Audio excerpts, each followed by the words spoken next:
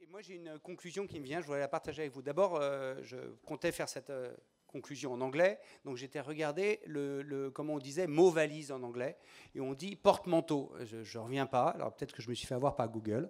Donc l'impact, c'est un porte-manteau Word, on le met à tout bout de champ. Alors c'est à la fois un impact qui est sur des thèmes différents, du climat, de la diversité, de la démocratie dont on vient de parler, des aspects sociaux. C'est deuxièmement un champ extrêmement large parce qu'on mélange souvent l'impact court terme, c'est-à-dire comment est-ce que je crée de la contribution tout de suite avec de l'impact vraiment transformatif.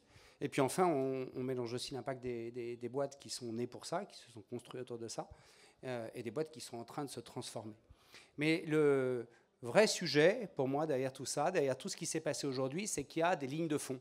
Moi, j'en vois deux. La première, elle a été traitée en longueur aujourd'hui, c'est Impact is Values, sans jeu de mots, enfin avec jeu de mots, justement. C'est-à-dire qu'aujourd'hui, il n'y a aucun doute. Et c'est en train de se faire. Ce n'est pas encore le cas pile aujourd'hui, mais à business model égal, à entreprise égale, l'entreprise d'impact vaut plus cher. Et ce n'est pas pour ça qu'on fait de l'impact, mais c'est quand même important de le remarquer. Et tout le monde est en train de se convertir à ce thème-là. La deuxième chose, c'est que l'impact, c'est l'alignement.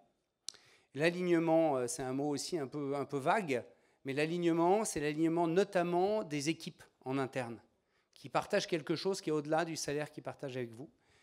Et cette aventure collective autour d'une boîte d'impact, j'ai la chance d'avoir une boîte d'impact, c'est un bonheur au quotidien que ne peuvent pas imaginer les autres boîtes. Donc c'est une bonne raison aussi d'y aller là-dessus.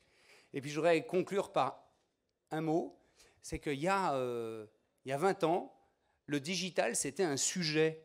Dans les entreprises, il y avait le mec du digital. Il fallait penser digital. Maintenant, ce n'est plus un sujet, c'est partout. L'impact, c'est exactement pareil.